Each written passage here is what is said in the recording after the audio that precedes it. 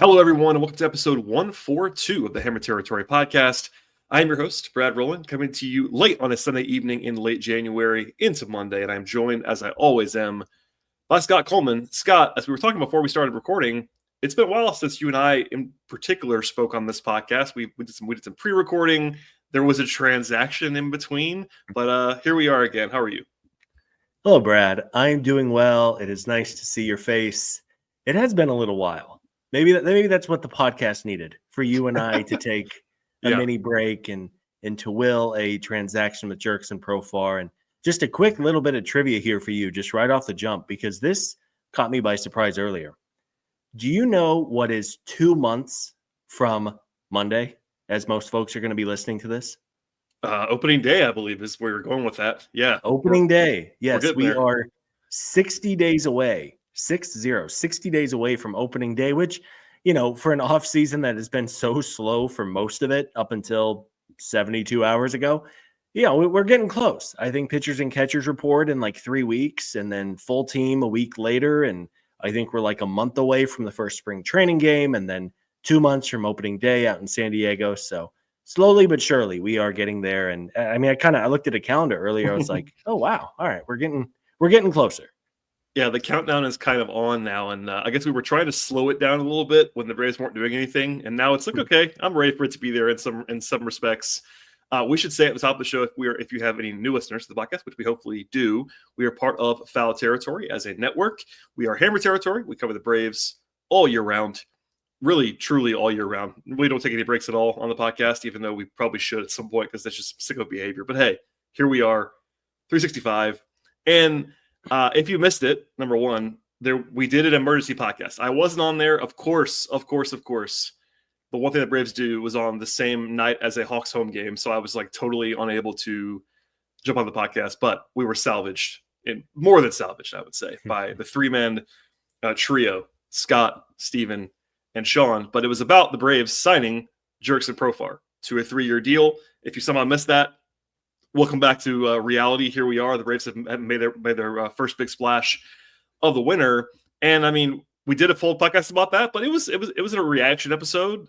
Things have happened since then. Alex has now spoken. He was actually talking as you guys were recording the other night, so we have some more context from that. So we'll kind of talk about that a little bit on today's show.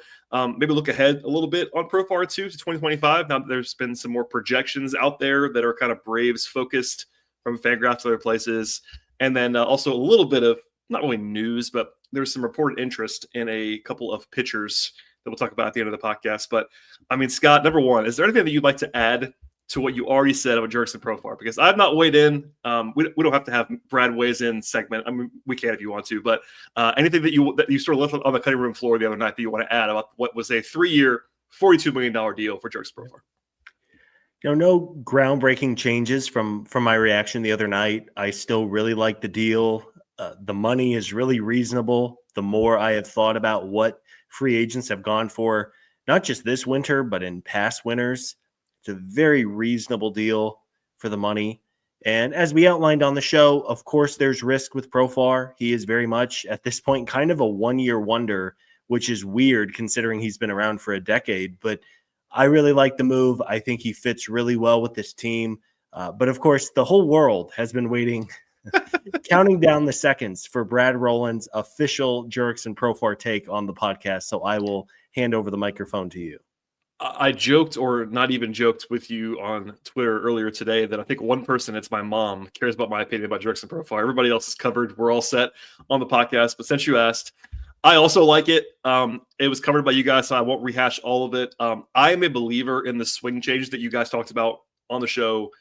I would be a lot more skeptical, as I think honestly all three of you were, if they were not accompanied, if this breakout did not happen with a reason behind it. Like the underlying data, which we'll talk about later on in the podcast even more, is really strong. Like there's reason to believe that he's a different player now, which makes me like it even more because I am generally a sample size person. Like I like to lean on sample, and with Profar, the sample of him being not bad, but just okay is pretty big versus last year he was legitimately awesome.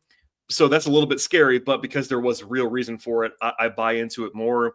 The Braves needed someone with actual on-base skill. It's something we talked about a little bit, not as much this winter because there's been nothing else going on, But the Braves have a lineup that is definitely power heavy, and I do believe in power. I think Alex believes in power, but it does help to have someone on the team that's like an on-base guy. I think we felt it a lot last year when Ronnie was out, because Ronnie is, of course, a great on-base guy on top of everything else that he does. But they had some on-base problems a year ago. A lot of guys who were heavy power, and Profar, even before this breakout, has always been a very patient hitter. He walks a lot, doesn't strike out a lot. Like, I think that's a good thing to have in the lineup. And the last thing that I would say is that he seems to be a great vibes guy, like by all accounts. I sent some texts, people that I've known that have covered him in the past. Everyone seems to love Jurickson Profar.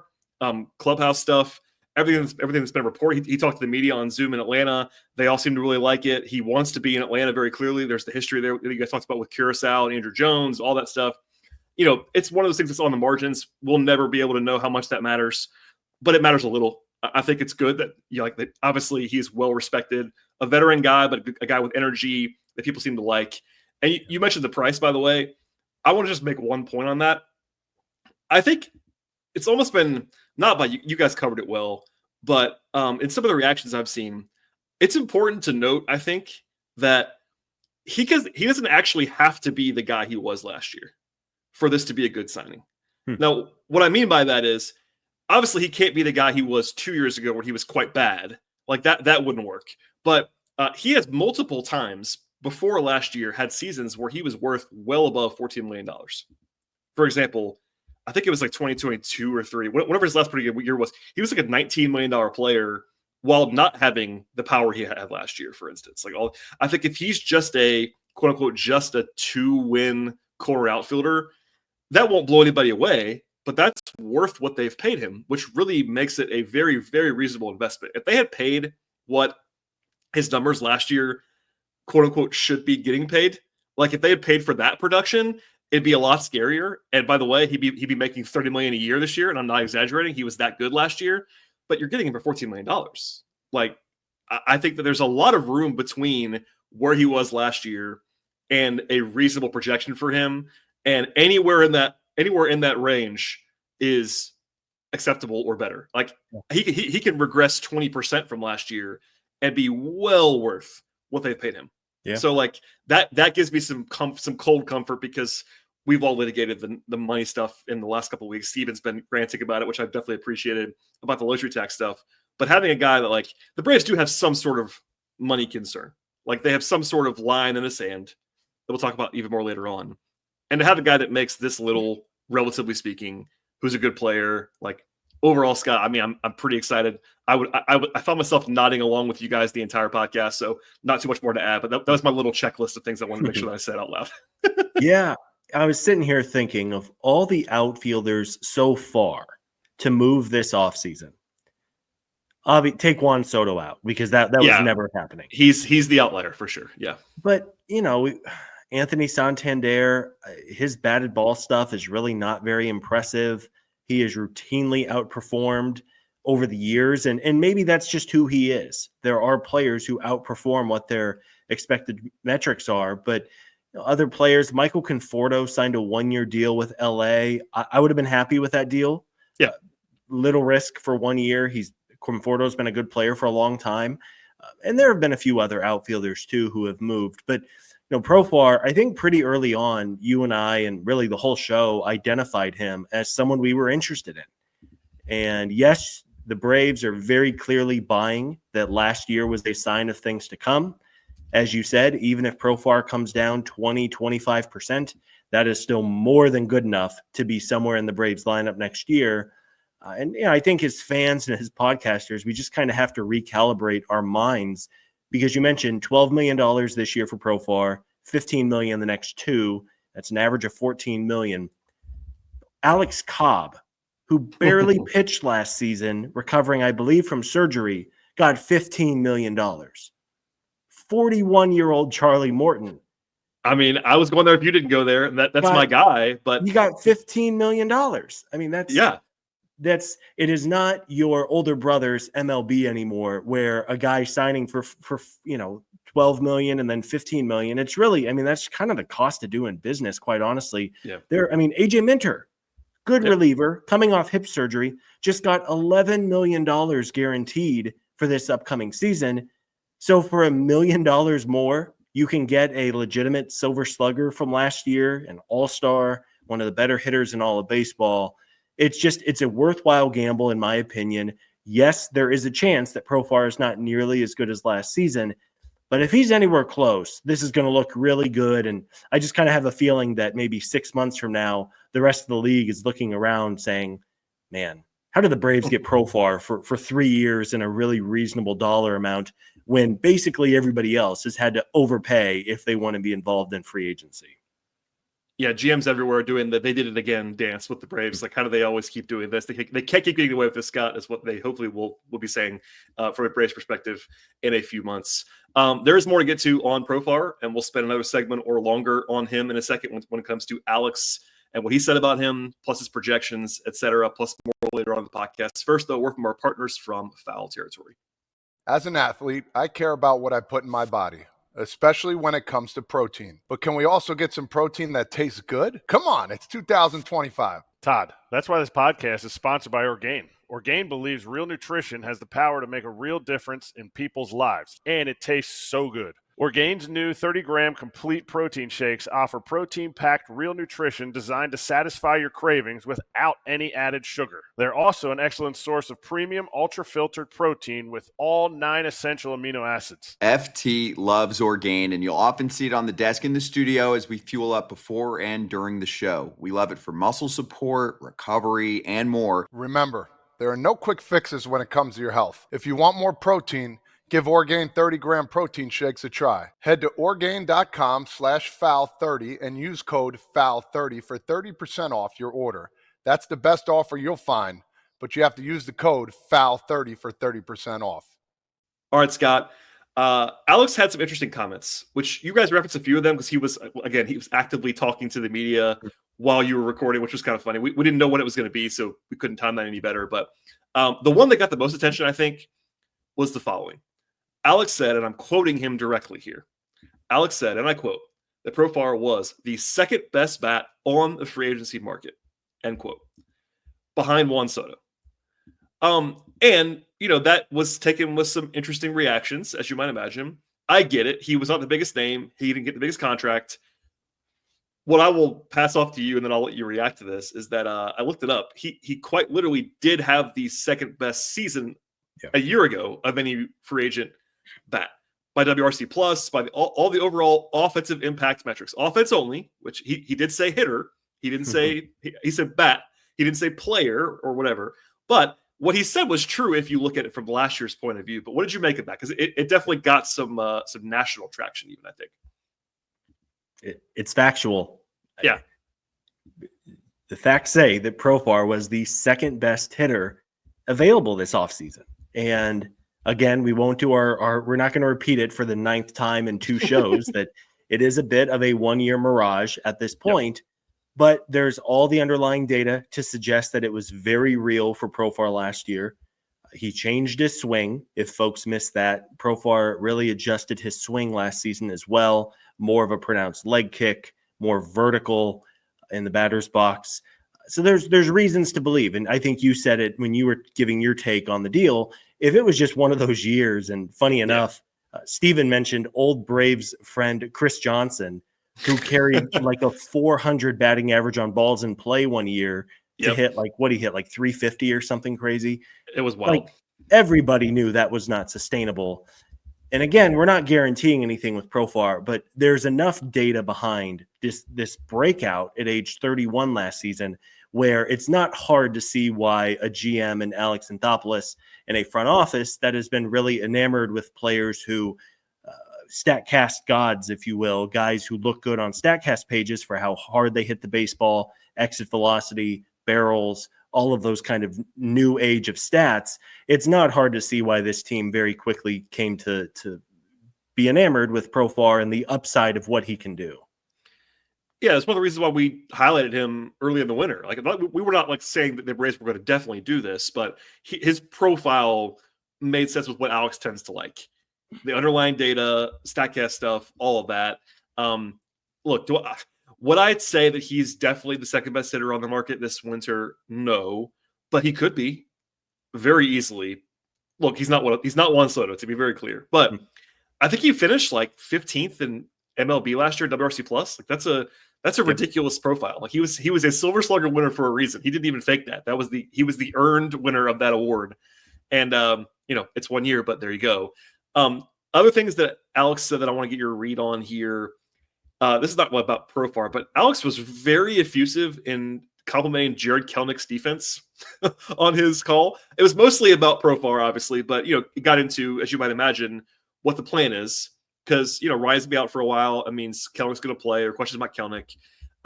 He actually said that he thinks Kelenic could be a Gold Glove guy in right field, which is aggressive, I would say. But to each their own on Alex. Obviously, he's incentivized to talk up his own player, so like there's a little bit of a scrutiny that has to be placed on that. But he also on the defensive front, he referred to Profar as quote solid in left field. That's probably an overstatement, at least in my mind, as to what Profar has been in left field. Yeah.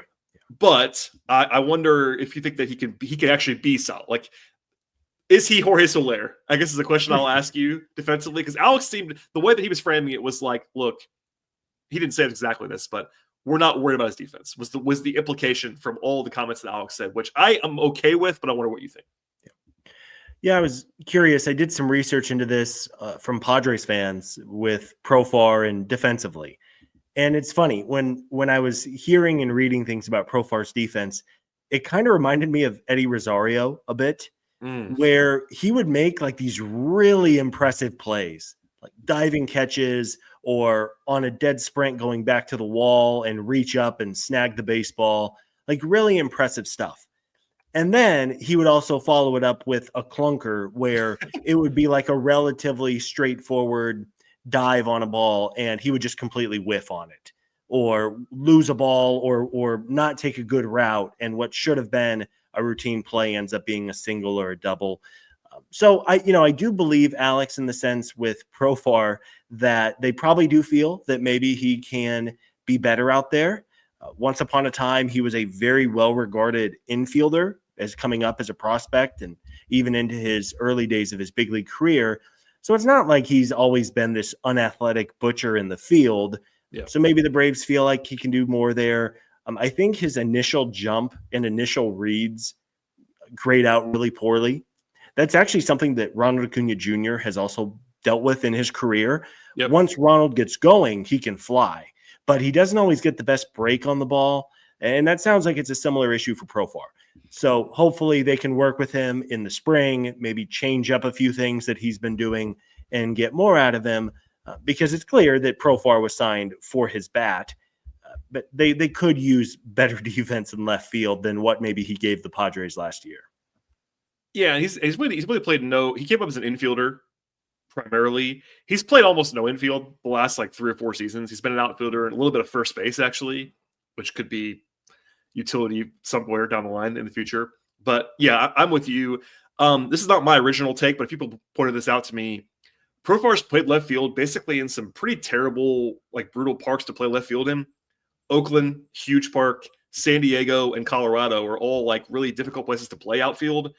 I don't know. I'm not saying that's like gospel as to what's happened with Profar. I think that he probably isn't very good based on what we've seen so far. But that's something that I was like, okay, that makes some sense that like maybe he's a little better if you put him in a more normal position. Left field at Truist is interesting. Like it's like one of those parks that's actually reversed for a lot of people, like where right's actually easier to play than left in people's minds in some respects. But they've already said, Alex has said, in case anybody missed this, that he's playing left. So I think he'll be okay. But I was interested by those comments, and also the Kelenic stuff was more funny than anything else. Him being a Gold Glover is kind of amusing to me. But he's a good defender. I mean, he's not a Gold Glover, I don't think, but he's a good defender. Yeah, I mean, I think Kelenic in a perfect world this season performs well until Acuna comes back healthy, and then he's in that fourth outfielder role for the team. Yep. I would guess. I mean, we don't know this. Nobody knows this. I would imagine that maybe Alex has floated Kelenich's name out there in trades a little bit, probably maybe to add a reliever or a starter, and be very interesting to know what the other teams around baseball think of Kelenic. Yeah. This before he was basically relegated to fourth outfielder duties. This felt like a really important year for his career, maybe kind of like make or break even. because he's been around the block a while at this point. But, if you could, I said this with Steven the other night, I'm not actively trying to get rid of Jared Kelenic by any means, because all it takes is one injury to those outfielders and you're suddenly scrambling like you were last season.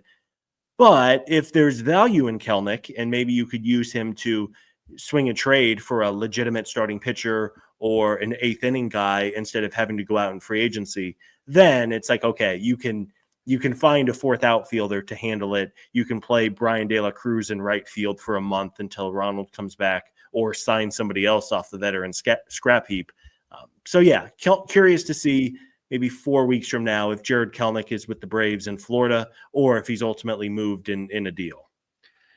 Right, and this is a spot where he does have a bigger role on paper than a lot of fourth outfielders do because of Ronnie, because Ronnie's not going to be back for opening day. Also, there's the potential that Ronnie might need a DH every once in a while.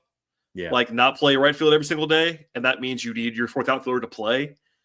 You might get an injury. If you get an injury, at some point, someone's going to get hurt, right? And Kelenic's the backup at all three spots at this moment, which is, there's extra utility in the fact that he can play center. He's not great in center, but he can fake it there. It's fine. So there's more there. Also, I know that the Braves paid a lot to get him in terms of like costs in the moment and capital, but he makes no money. He's making no money. So that's potentially appealing for another team as well in a trade, to your point, but also for the Braves, having him as a fourth outfielder. We've also talked about the lack of depth the Braves have. Actually having a pretty good fourth outfielder is not a bad thing to have if you're the Braves, especially with Ronnie banged up, with Profar defensively a question mark. Harris has had some injuries, not anything crazy, but he's had some injuries. He's not been the most durable guy in the world so far in his career. So having some insurance there is appealing. Yeah. And elsewhere too, man, like say that Marcell Ozuna rolls an ankle and needs to miss some time. Well, then presumably you would probably have Ronald DH and you would have Kelenic play right field, or you would have Profar DH, and or a combination of Profar and Ronnie probably DHing every other day or whatever. Yeah. Yes. And, I would be surprised if this year Kelenic puts it all together and is suddenly so great that the Braves can't fathom a lineup without him in it. But I do think there's a chance that he is better than what he showed on the whole last season. And again, I said it a little while ago, but very curious to know, one, if Kelenic is with the Braves in a month, and two, without having a crystal ball, just how many games is he going to play next season? Because it's not just the outfield, but as we said, a DH, even a first base injury might prompt something weird where Profar moves to first, or they have Ozuna play first and then they need a DH. There's more. It's not like he's an exclusive shortstop. And if something doesn't happen at shortstop, there's no other way for him to get in there. I want to go back to Profar with one thing from Alex that looks into another conversation we can have about this coming season with him. So Alex, and this is another direct quote, Alex said, quote, "We believe that what he did last year is who he is going forward." That's very high praise. I hope so. We definitely agree on that. It's very high praise. I would imagine if you went a step further with Alex, he might couch that a little bit, but that is what he said. That's a direct quote. And we talked about it a little bit already, but his StatCast numbers last year were great. And the jump was not without merit.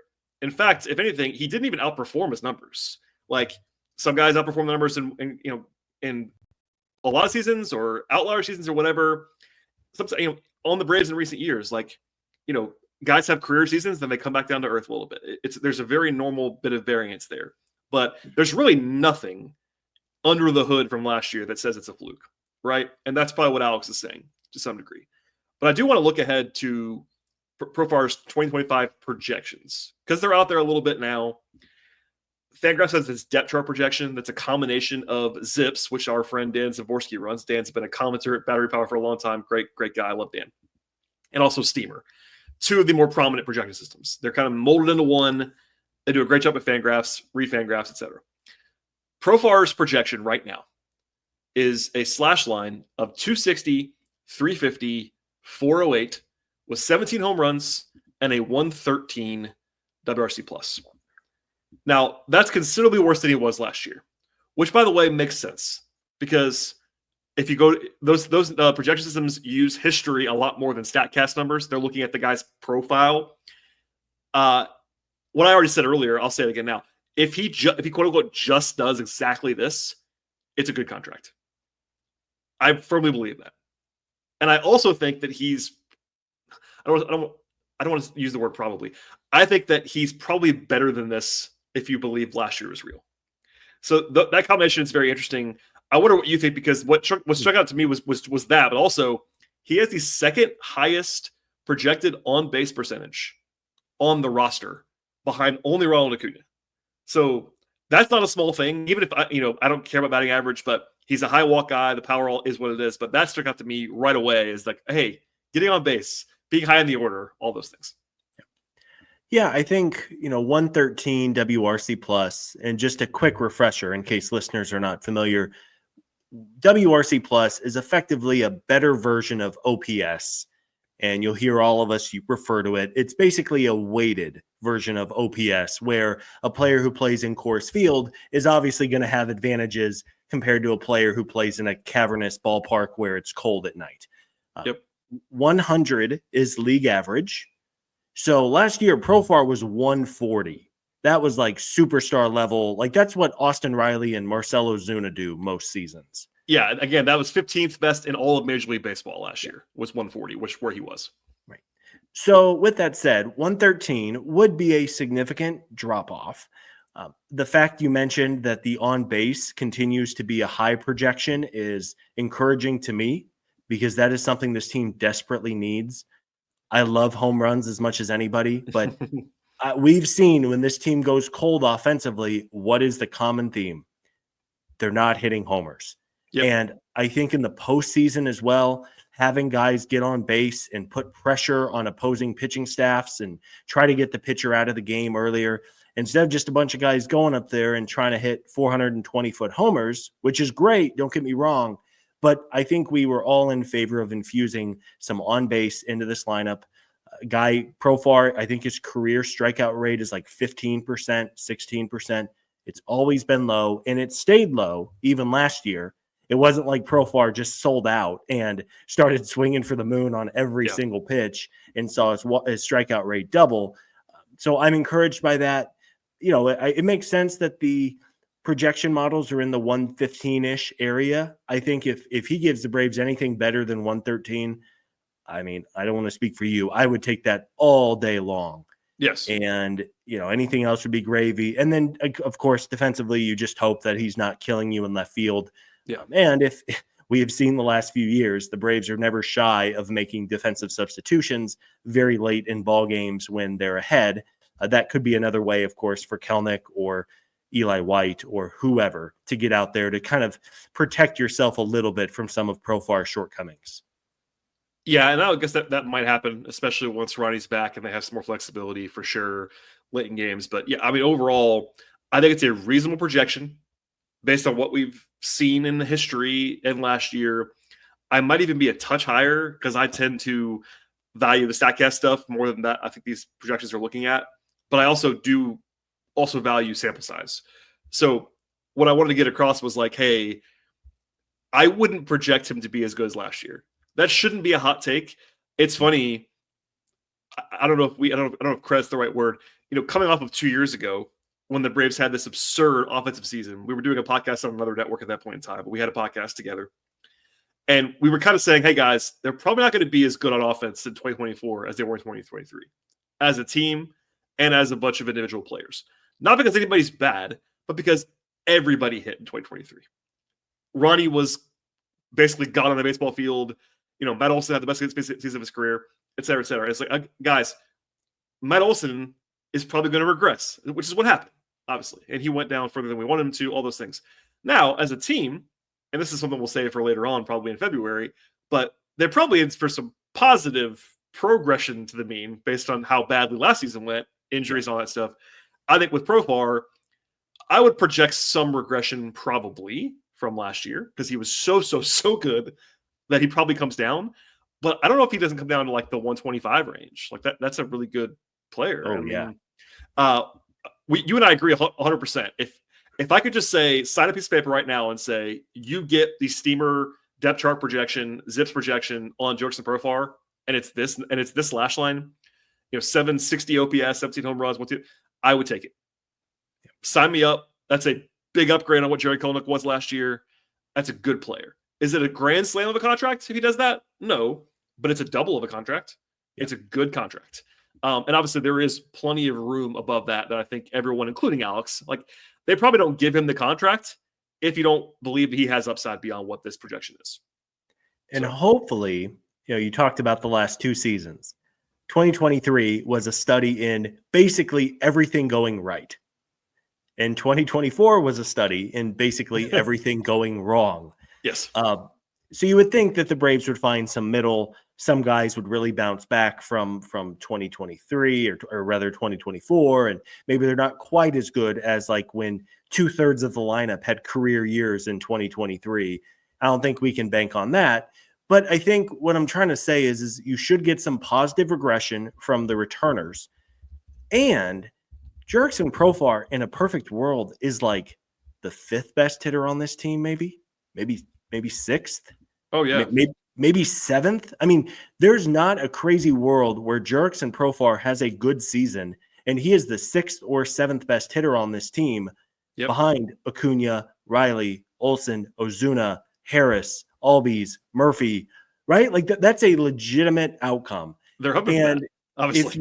Yes. Oh my gosh. I mean, we'll do a lot of fun podcasts this summer if that's even close to being the case.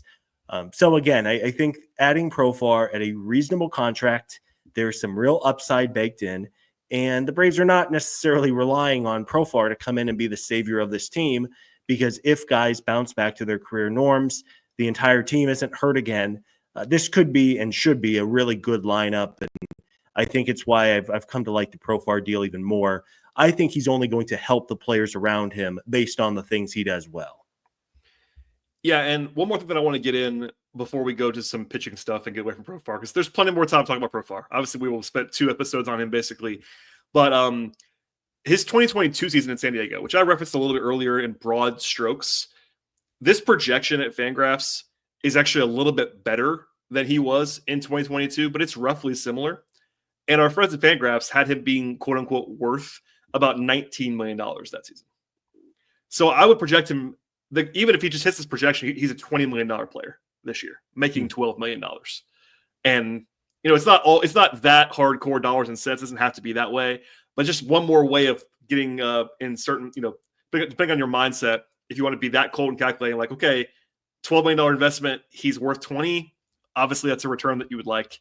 And we're very high, I think. In general, we're very high on the deal. I think it helps to all, look, we'll never lie to the listeners, the 4 of us. I promise you on that. We will tell you what we think. I think it helps, obviously, the enthusiasm meter when all 4 of us like the deal. And we do. Like, I have had plenty of moves with the Braves in our coverage lifetime, especially with you and I, Scott, going back even further than Steven and Sean, that we haven't liked. And I've said as much on the podcast. I know you have as well. This is one where, like, we genuinely just like it, and that helps. Yep.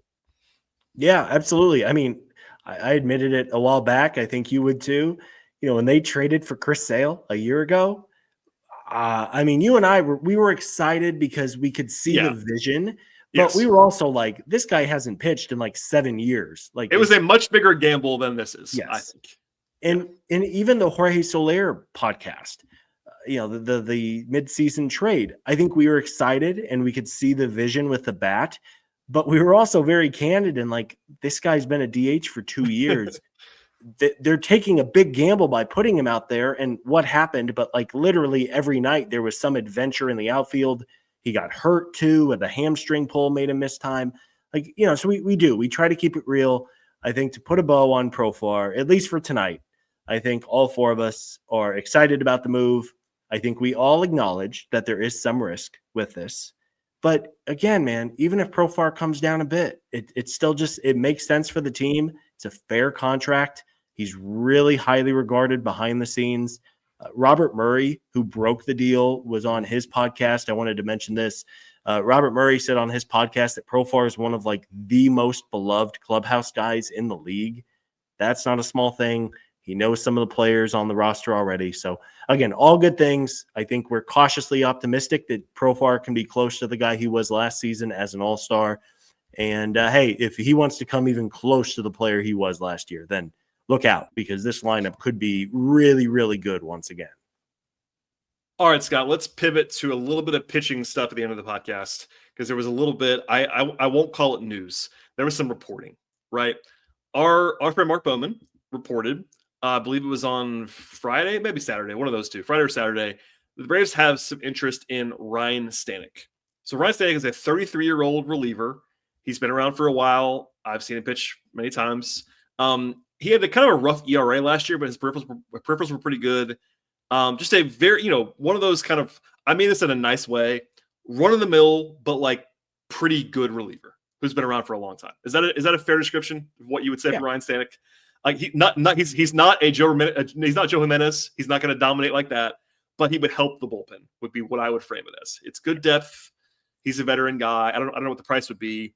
He throws hard and does miss bats, which the Braves tend to like. And that's kind of all we know right now. There's not been numbers thrown around.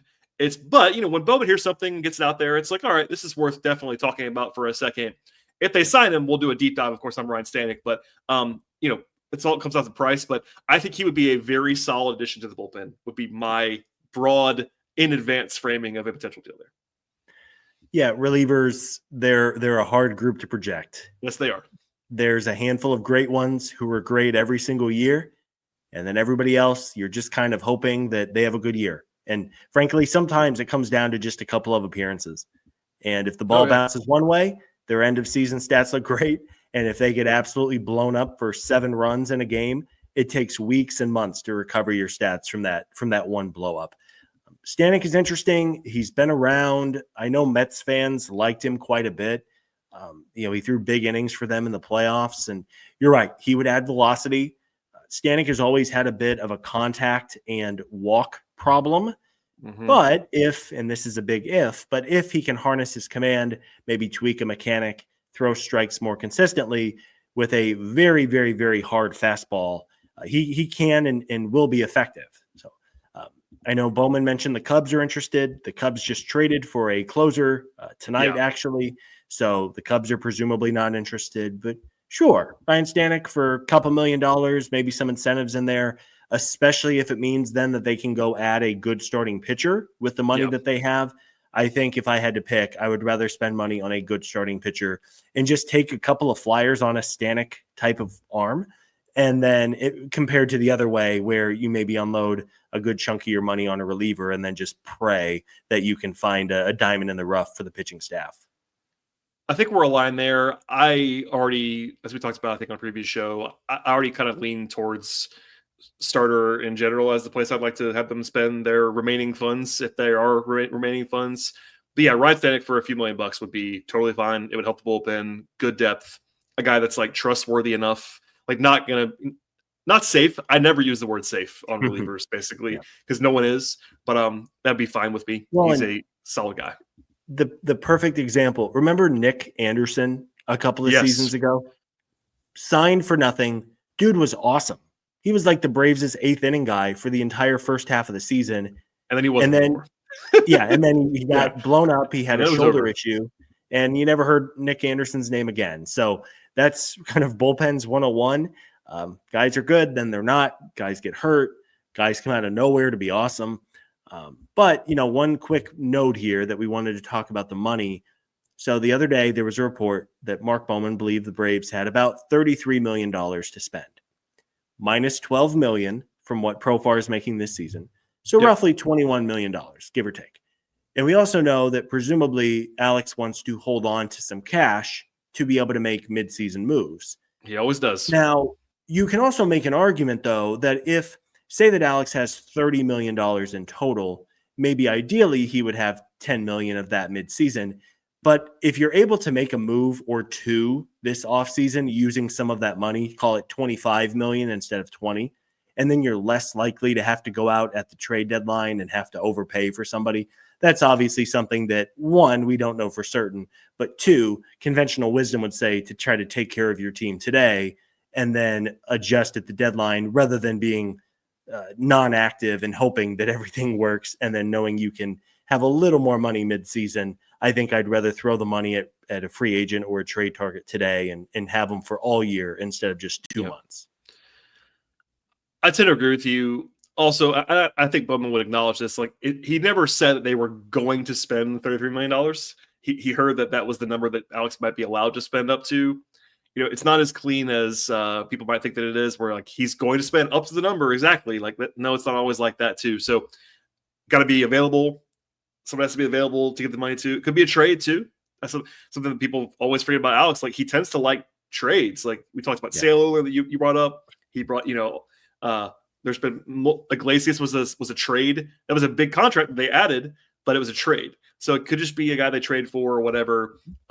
They are doing their darndest to spin it as if they are comfortable with Ian Anderson and Grant Holmes and all. And maybe they are. Maybe that's not spin, but I think they're just doing what they're supposed to do this time of year and saying we're okay here. But yeah, I think we agree. I think you and I especially agree on starter being.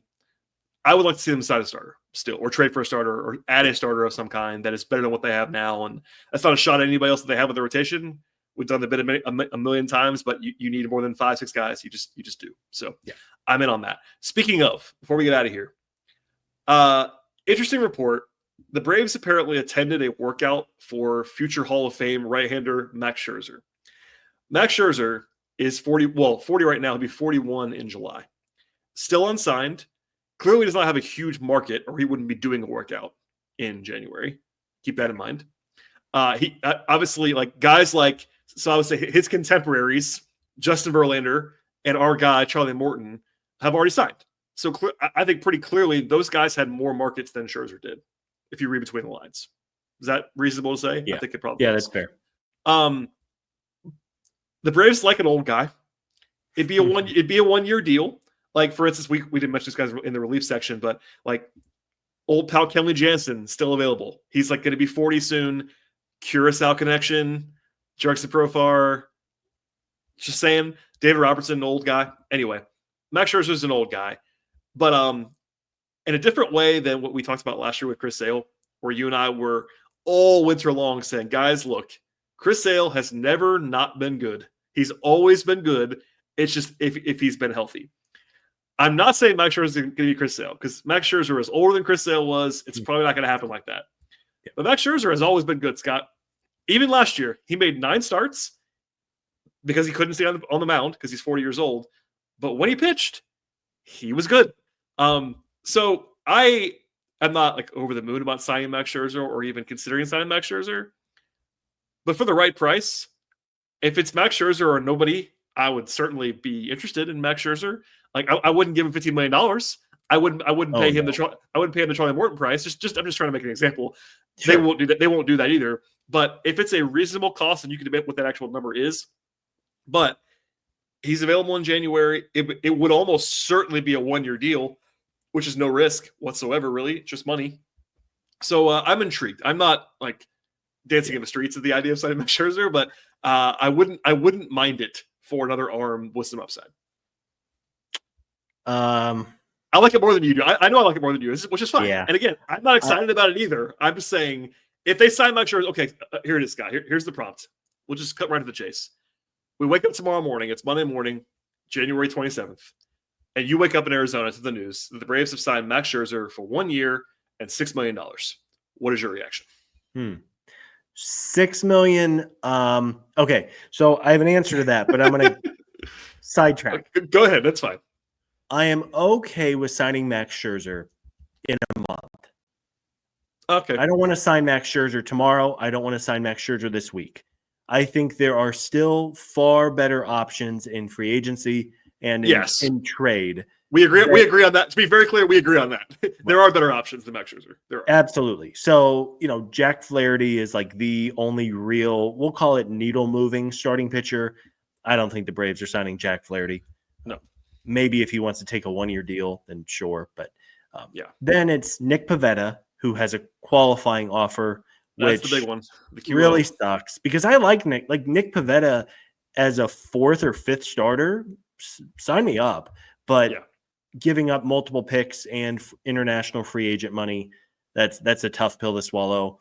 Mm-hmm. Andrew Heaney is pretty interesting. He's like a durable lefty, make 28 starts, not a World Series game one starter by any means, but he's been quite good. He's the guy. He's the guy I want. Just of the free agents, he's been the guy that I've been looking at kind of the whole time as like my other than Eovaldi when he went off the board. We talked about him a lot at the beginning of the process, but since then he's been the kind of like subtle circle for me of like if they're going to sign a free agent, not trade, sign, he would be the one I would probably circle.